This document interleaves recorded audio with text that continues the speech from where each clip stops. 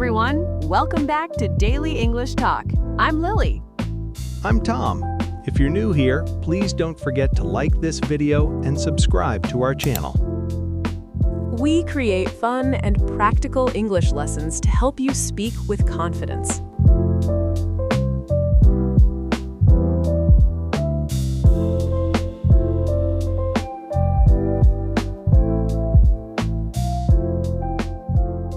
And today's episode?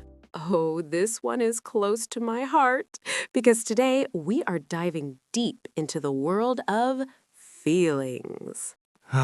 Feelings. Emotions. The whole messy, beautiful, complicated inner world of being human. And Tom, can I ask you something? If I asked you right now, how are you feeling?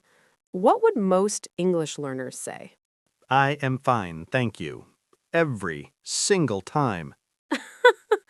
Every single time.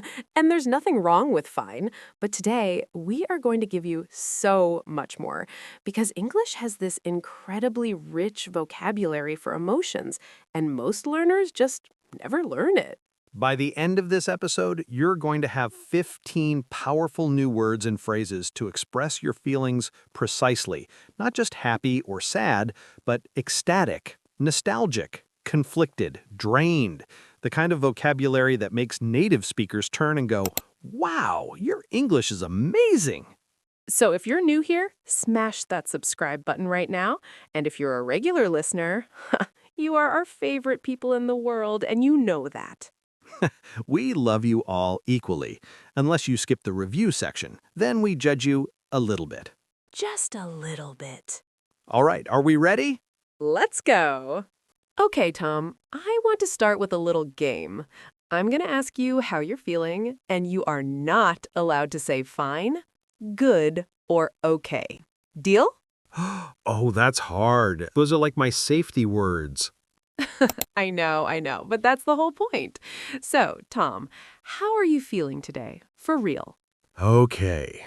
Honestly, this morning I woke up feeling completely groggy. Like my alarm went off and I genuinely did not know what year it was.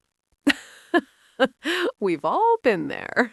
But then I had my coffee and I started feeling more alert, awake. And then I started thinking about this episode and I got genuinely excited, like a little buzzy feeling in my chest. Oh, I love that feeling, that pre-show buzz. But also, can I be honest, a tiny bit anxious. You? Anxious? You always seem so relaxed on mic. That is 100% performance, Lily. Inside, there's always this little voice going, what if you say something weird? And I'm like, Tom, you always say something weird. That's literally the whole brand. It really is. Okay, my turn. How am I feeling today? No safety net, no fine.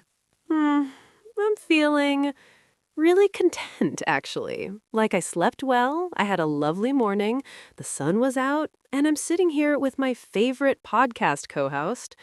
Go on. Getting ready to talk about something I genuinely love. So yeah, content, warm, maybe a little sentimental. I keep thinking about how far this show has come. Oh, don't get nostalgic on me. We haven't even started the lesson yet. I can't help it. It just hits sometimes, you know? I do know. And listeners, did you catch that? Lily just used 4 feelings words without even trying. Content, warm, sentimental, nostalgic. And I used groggy, excited, buzzy, anxious. That's natural emotional vocabulary in action.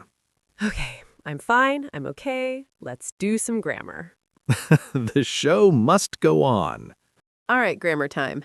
And I promise this is going to be quick, clear, and actually useful.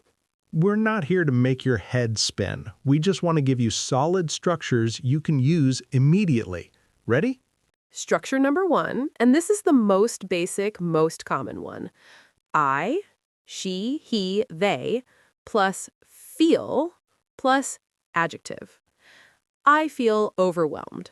She feels anxious. They feel relieved. He felt heartbroken when he heard the news. Super simple. Subject, feel, adjective. You can use any feeling adjective in that slot. Now, structure 2.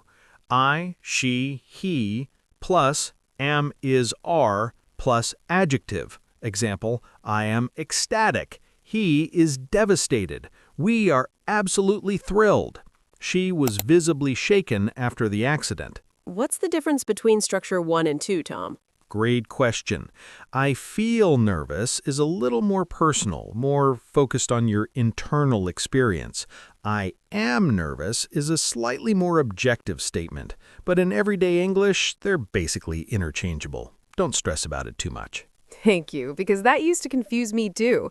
Okay, structure 3 is where it gets fun. Structure 3. I feel like verbing, or I can't stop verbing. I feel like crying. I can't stop smiling. She can't stop smiling. He couldn't stop shaking. These are so expressive. I feel like crying. You're not just describing a feeling, you're showing the physical reaction. Exactly. And then structure 4, idioms and fixed phrases. These are pure native speaker gold. Structure 4. Fixed emotional phrases and idioms.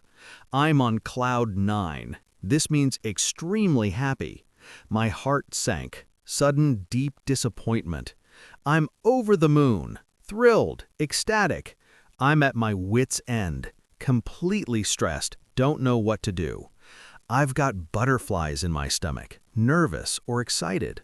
I've got butterflies in my stomach. Isn't that such a perfect description? Right? English can be so poetic. Okay, we'll use all of these structures throughout the lesson, so watch out for them. Now let's get into the real meat of today's lesson, the vocabulary. Word 1, ecstatic. E-X-C-T-A-T-I-C. Ecstatic. It means overwhelmingly happy, beyond just excited, pure joy. Here are a few examples. She was ecstatic when she found out she was pregnant. The crowd went ecstatic as the team scored the winning goal. I was absolutely ecstatic. I couldn't believe I got the promotion. Ecstatic. Ecstatic. Put the stress right in the middle. Ecstatic. And here's the thing about ecstatic. It's not just happy. It's happy turned up to 11. It's the kind of feeling where you might jump up and down or burst into tears from sheer joy.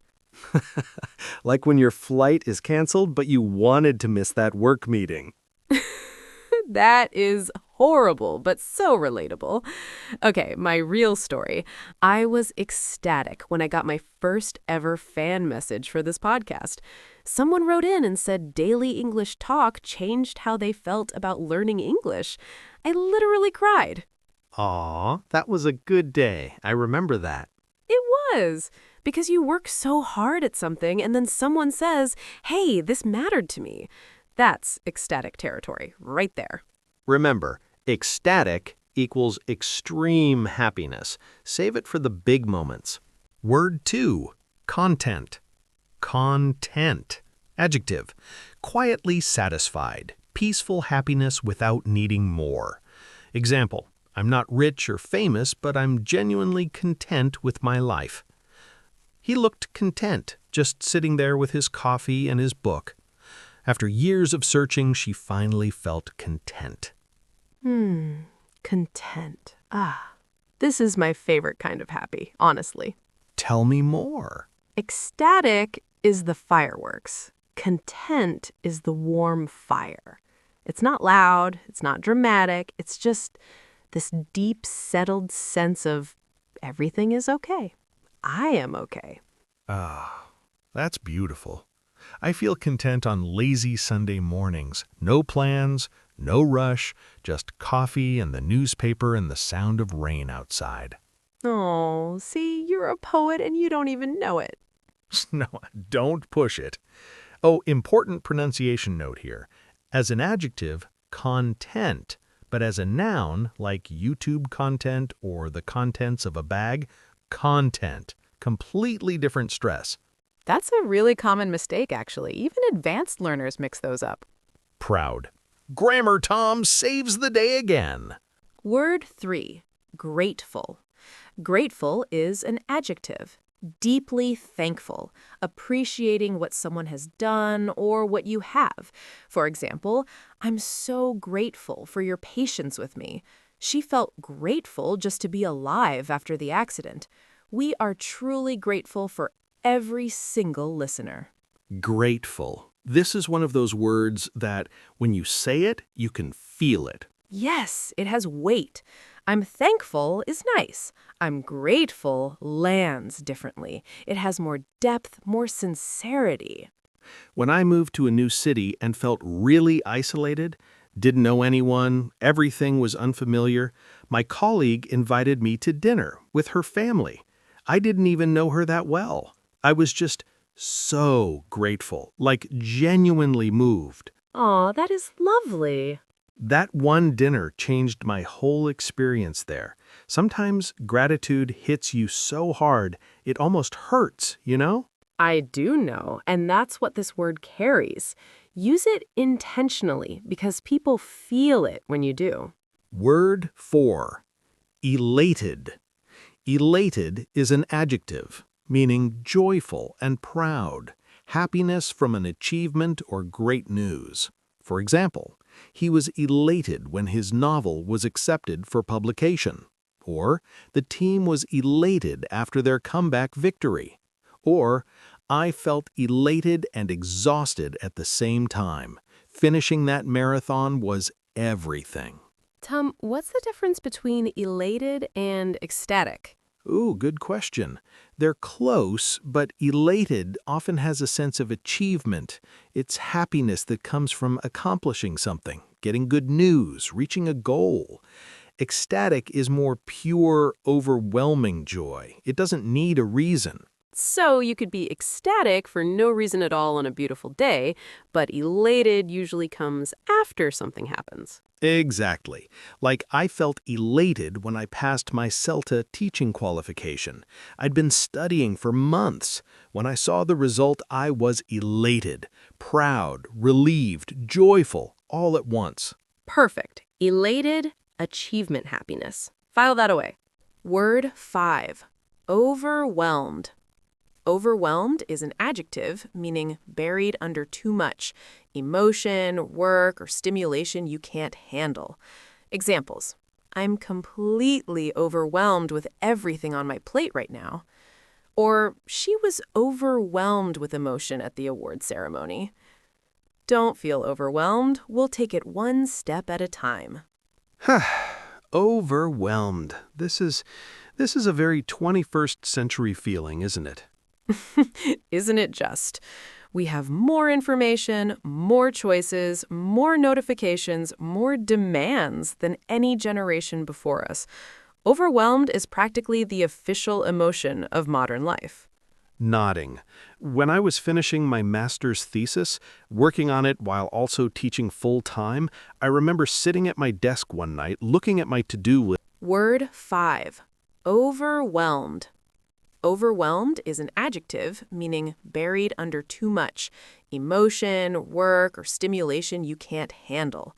Examples: I'm completely overwhelmed with everything on my plate right now. Or she was overwhelmed with emotion at the award ceremony. Don't feel overwhelmed. We'll take it one step at a time. Overwhelmed. This is a very 21st century feeling, isn't it? Isn't it just? We have more information, more choices, more notifications, more demands than any generation before us. Overwhelmed is practically the official emotion of modern life. Nodding.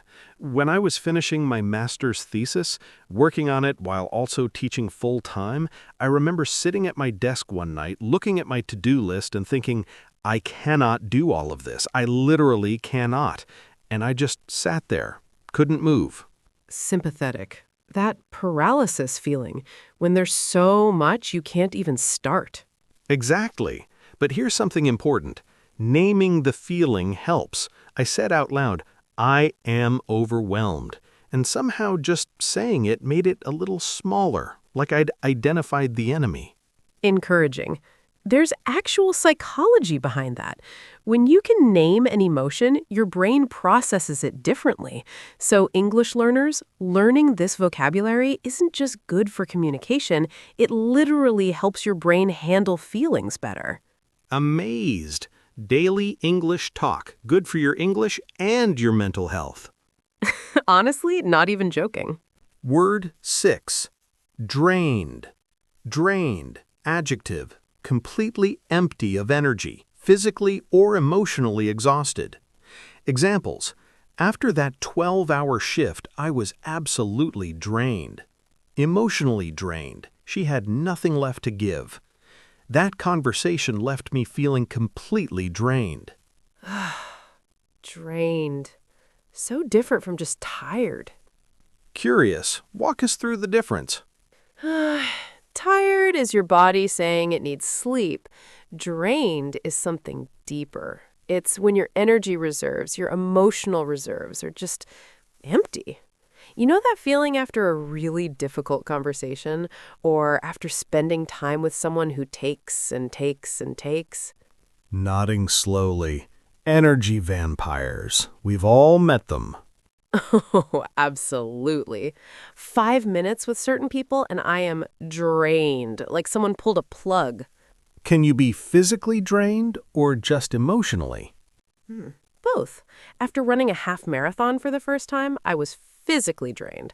After a week of difficult personal conversations, emotionally drained. It covers both territories, but when people say it without a qualifier, they usually mean emotional exhaustion. Warm. Use this word when tired just doesn't capture how deep the exhaustion goes. Word 7. Anxious. Anxious is an adjective, meaning worried and uneasy, fear or nervousness about something uncertain. For examples, I always feel anxious before job interviews. She was anxious about the test results for weeks. He gets anxious in large crowds. It's just how he's wired. Anxious. Okay, real talk, this is probably the emotion I feel most regularly. You? You always seem so calm and collected. Which is the world's greatest magic trick. But yes, I feel anxious about lots of things. Before recording, before big life decisions, sometimes for literally no reason at 3 a.m. Ah, the 3 a.m. anxiety spiral, the absolute classic. Chuckles darkly, where your brain goes, hey, remember that embarrassing thing you said in 2009? Let's replay that 17 times. Crying. Why is that so accurate? Anxiety is incredibly common, and one of the most important things you can do is be able to talk about it in English or any language. I feel anxious about this is a complete, valid, important sentence. Note the preposition, anxious about something. I'm anxious about my exam. Not anxious of, not anxious for, anxious about. Good catch. That's a common error. Word 8. Devastated. Devastated is an adjective. It means deeply shocked and heartbroken, like extreme grief or disappointment. For example, she was devastated when her mother passed away. Or, he looked absolutely devastated when they lost in the final minute. Or, I was devastated to hear that the cafe was closing. I'd been going there for 10 years. Devastated. This is a heavy word. It deserves respect. Yeah, it's one of those words where the sound matches the meaning, you know? Even the way it falls. Stated. It feels like something collapsing. When a very dear friend of mine moved to the other side of the world, I was devastated. Not just sad, devastated. Like a piece of the landscape of my daily life was just gone. Oh, I remember you talking about that. It gets better, but in that moment, devastated is the only word that fit. I'm a bit sad would have been a lie. This was bone deep. This word is also really common in sports contexts. The team was devastated by the loss. But save it for when the emotion is genuinely extreme. If you use it for small things, it loses its power. Word 9. Nostalgic. It's an adjective meaning a bittersweet longing for the past. Happy, sad at the same time. Examples. Hearing that song made me feel incredibly nostalgic. He was nostalgic for the simplicity of childhood summers. There's something nostalgic about the smell of old libraries. Oh, nostalgic. One of the most emotionally sophisticated words in English, I think. Why do you say sophisticated? Because it captures something really specific. It's not just missing the past. It's this beautiful, bittersweet mix of happiness and sadness at the same time. You remember something wonderful, and you feel the ache of not being able to return to it.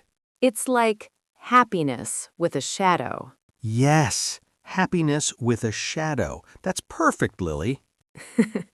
Thank you. I get nostalgic when I smell my mom's cooking.